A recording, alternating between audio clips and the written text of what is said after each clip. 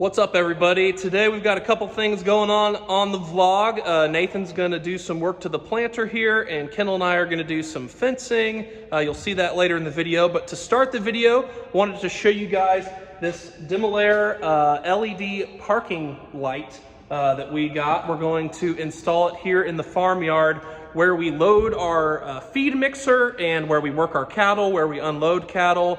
It's an area where we haven't been able to do very much work because we don't have adequate lighting. We've been able to make it work, but you definitely can't see very good.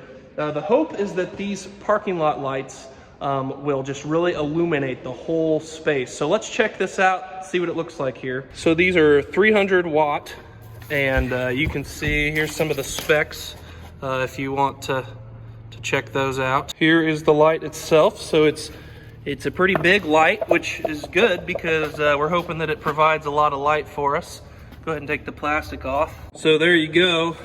I'm guessing that we're not going to be able to look right into the light here when it's plugged in and going. I'm thinking it'll be too bright to stare into it like we're doing right now. But that's what it looks like when it's not illuminated.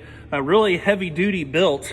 And then it comes with this here too, to be able to, install it and mount it, and then that right there just plugs into right here, and then you wire this into electricity. So should be a pretty easy install, and we'll see how it goes here.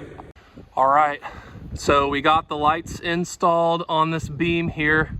It'll shine toward where we unload cattle and where we work cattle so that we can do that in the dark if we need to.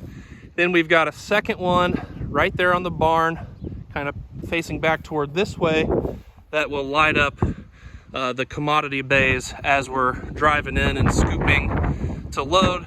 So this light will light up all of this area too, hopefully, with the feed mixer as we're dumping. And we're hoping it even lights up the trench silo and some of this area over here. We'll kind of see how bright it is and see if we need to add a third one, but we're hoping that just these two lights will be enough. So the other day, we had some Demilare parking lot lights installed. We have them pointed towards where a cattle pot would unload in the middle of the night, and also where we load feed. But anyways, I was just driving by. I wanted to see what they looked like in the dark. So here, we'll try this. Hey, that's one. Oh yeah, it's bright.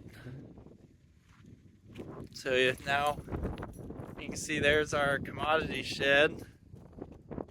It's shining in there, shining on my face, lighting up the yard. That's a lot of light. They're 300 watts LED. Now we'll try the other one. Hey, look at that. So now, even if the lights on the tractor aren't the best or whatever, we have the whole yard lit up. A cattle pot can see that chute without, that light won't be shining in his mirror. It'll be just lighting up the whole yard, and it'll be easier to back up. So that's going to be really nice. They look good. Now I know. Meet the Peterson family. Our dad, the three Peterson brothers, and our families farm together in central Kansas. Our family farm started in 1882 and has been raising cattle and crops ever since. Please subscribe to this channel and give us a like and a comment if you enjoy the video.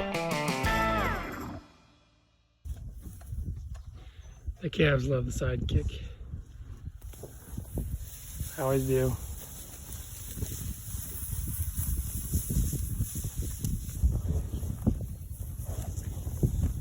New paddock for the girls. Grass is coming.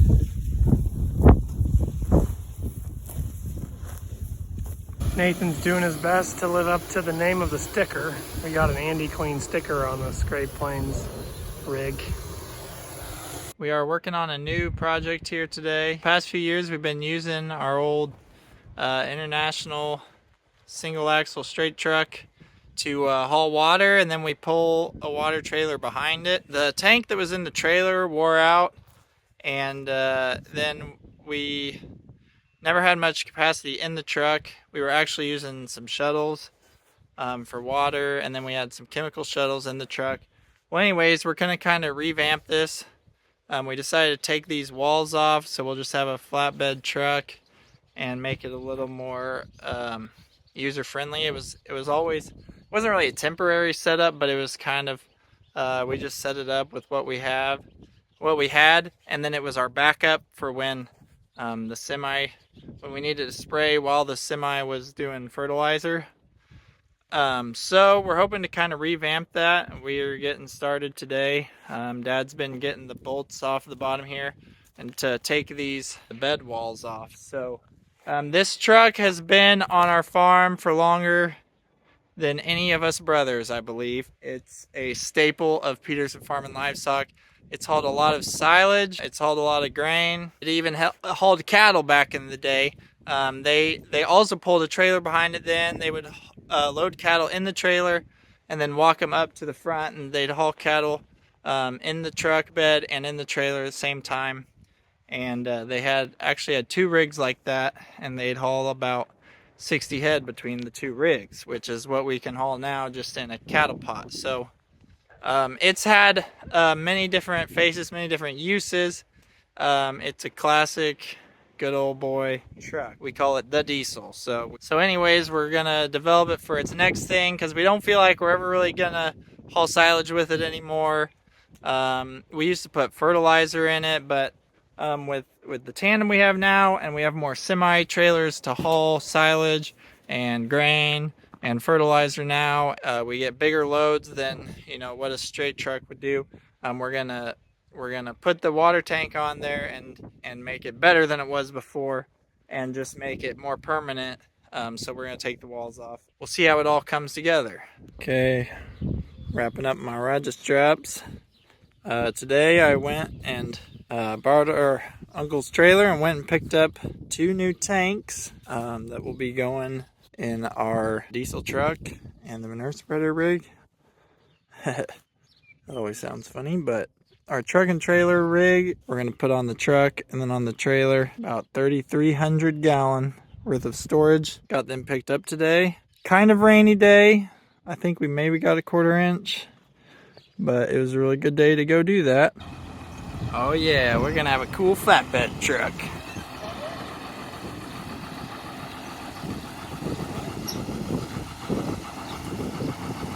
So today, I am trying to solve a problem that we've had on our fertilizer system on the planter. We use that John Blue piston pump. We put on about 30 gallon per acre of a blend of fertilizer, and that's why we pull this cart behind, because that's quite a few gallons per acre. Most people probably typically do like 5 to 10 gallon per acre of just starter essentially, and we like to put a good chunk of our nitrogen down. And we've done that for a long time, and it's pretty common around here. A lot of people like to do it that way. So the problem with this pump is, because it's a piston pump, it sends out surges of fertilizer. It's like high flow, and then it takes a breath, and then so it's sending out surges, and that's causing us problems down the line. We've been having some fittings leak, and I don't want leaks on our planter, and it drives me nuts. So anyways, I've basically determined, I've tried to mess with orifice size and stuff like that to take some of the pressure off, but I've basically determined that surging is what's causing our issues, and so I did a whole bunch of research on it. Our John Deere planter also had a John Blue pump, basically the same, I think. It had a flow divider that had a piston in it with a spring that would kind of bounce and dissipate out some of that pressure. And there would be times where that spring had broke on us, and we would have the same issue of fittings and hoses breaking because of this surging of pressure, because it's a lot of gallons and it's easy to get pressure surges. So I essentially did a whole bunch of research. I found out about water hammer, that people have problems in their houses with pipes, and that's essentially what it is. It's like a water hammer problem. And then finally I found on like a 10-year-old Ag Talk forum, online forum, they were talking about it, and this guy had made an air chamber to put in line of his fertilizer system. And essentially you have trapped air the fertilizer will pump against, and it'll compress and depress that air and take out some of those surges, or at least a lot of the surges. So, and he had basically built it out of PVC. So I went, bought like, I've got like $75 worth of supplies because of how I had to do it. And there might have been better ways to do it, or cheaper ways. Or if I already had PVC sitting around, it would have been better. But I got this Y fitting so I'd be able to drain it and check it.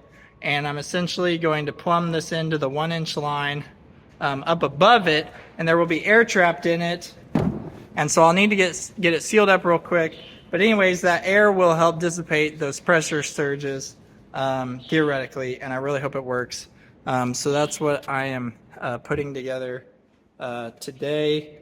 We got done planting corn, and we'll be ready to plant some forage sorghum here when it warms up a little more. I'm hoping this works. So add the 5 to 10 gallon per acre that, you know, that would be just starter. This system works great, and it's been working. It's very accurate. It's just that those surges have caused us leaks, and I don't like the leaks. So I'm going to tee in to this is where it's pumping out.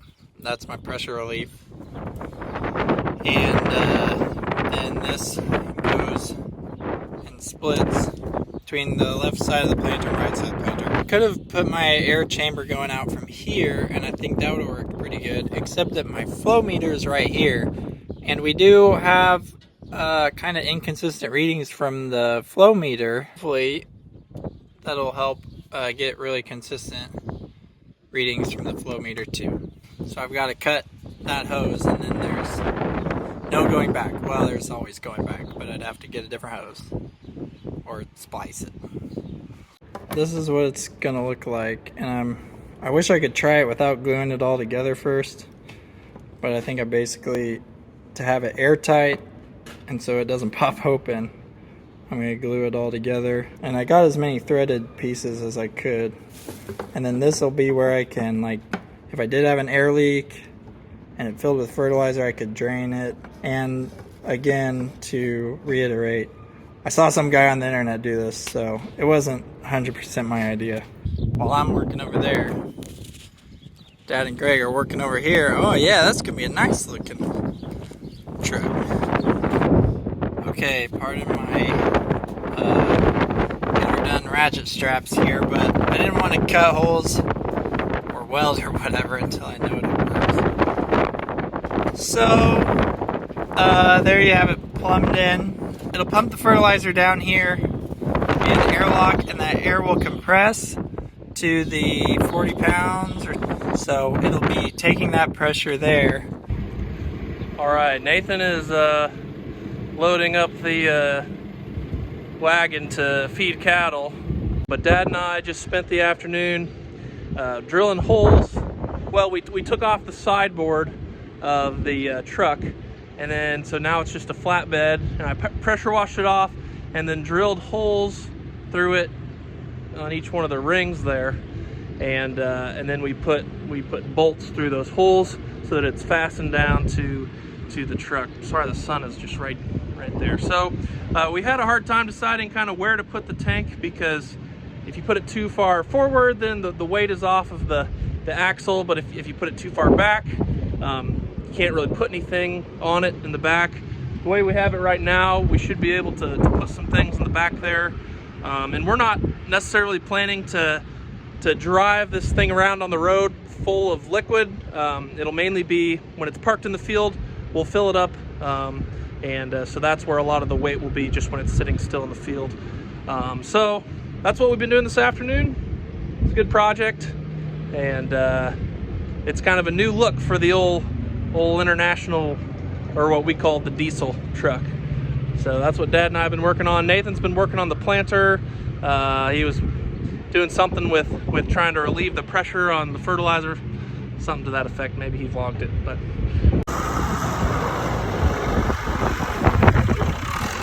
Nathan's in the process of loading another 7,000 pound load of cattle feed. Gonna go pour some silage on the cattle. I don't know if you guys can see this, but the air is not clear. We've got a lot of dust being blown in the air because it's so dry still.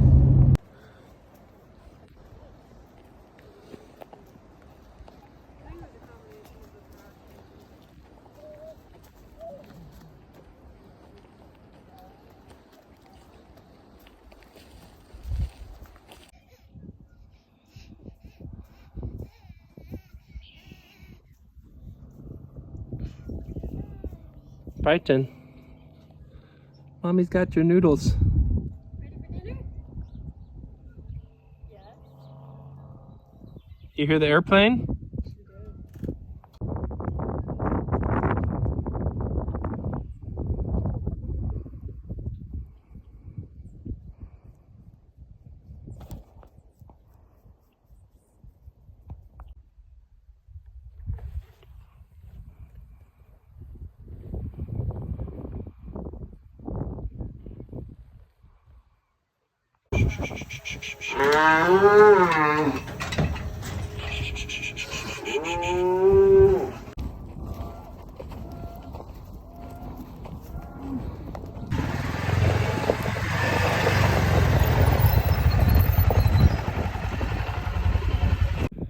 So Kendall and I are out here in the pasture taking down one of our division fences because we can't paddock graze like we want because two of our ponds are dry.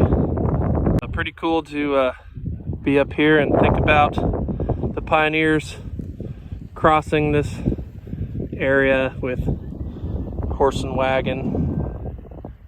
This is about what it'll look like.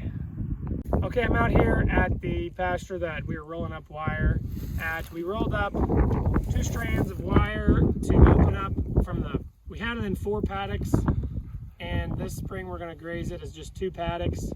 We had to do kind of the same thing last year because the ponds were empty. This pond is empty right here, as is another pond, and then one pond is like a foot or 2 in it out of the 4 ponds. So we have like 1.5 ponds. There's some grass coming, but yeah, we're gonna not do the paddock system. And last year I tried to do it around the wire and it just wasn't as effective, so we just pulled the wire up this year. This pond was filled once mid-summer, but it's evaporated all out at this point now over the winter, and there has not been enough recharging rains. And you want your pasture to capture the rainfall of anything under an inch. You know, you want it to all soak in so the grass grows. But we have not had enough rain events that are, you know, runoff events that are more than can be soaked in to fill these ponds. So moral of the story is we need rain. Yeah. All right, so we got the wire wound up. Here's another pond that's dry. It's kind of sad.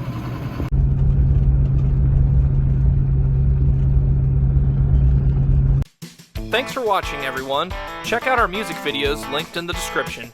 You can also follow us on Facebook, Instagram, TikTok, Twitter, Snapchat, and explore our website, www.petersonfarmbrothers.com. See you guys next time.